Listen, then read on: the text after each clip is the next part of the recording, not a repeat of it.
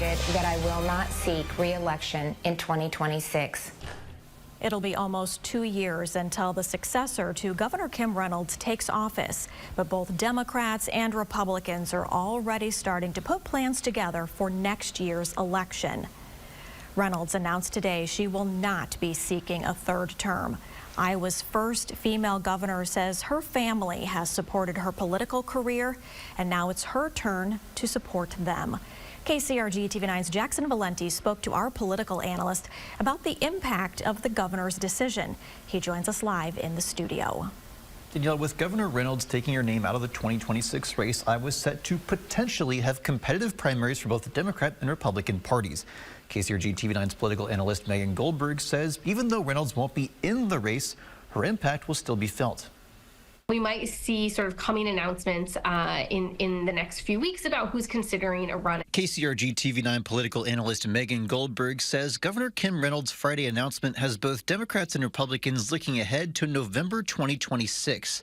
But Goldberg says Republicans in particular have big shoes to fill. I think she has been clearly the figurehead for the party, right? And that is something that does make it hard for sort of a challenger because it's sort of hard to know sort of who is the next figurehead. While Reynolds cited spending time with her family as the reason behind her decision, Goldberg said there may be other factors at play. Retirements in politics are usually strategic in some way, and usually it's because a candidate think they might be vulnerable in the next election cycle. According to a poll updated on Thursday by research firm Morning Consult, Governor Reynolds is the most unpopular governor in the country. She's the only governor disliked by more voters than not. Do you think that the door is possibly open for Democrats to swing in and potentially have a more competitive race than you would have imagined had she gone for re-election?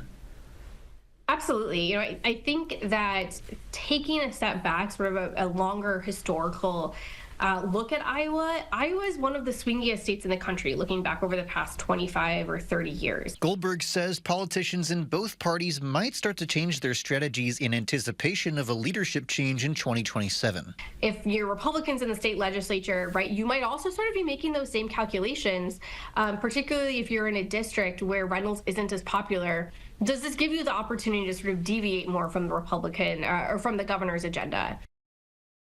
State documents show Governor Reynolds has roughly $3 million in her campaign as of January. Goldberg says that Reynolds could donate that money to what's called independent expenditure groups, which could influence the next governor's election, even though Reynolds herself isn't actually in the race. In the studio, Jackson Valenti, KCRG TV 9 News.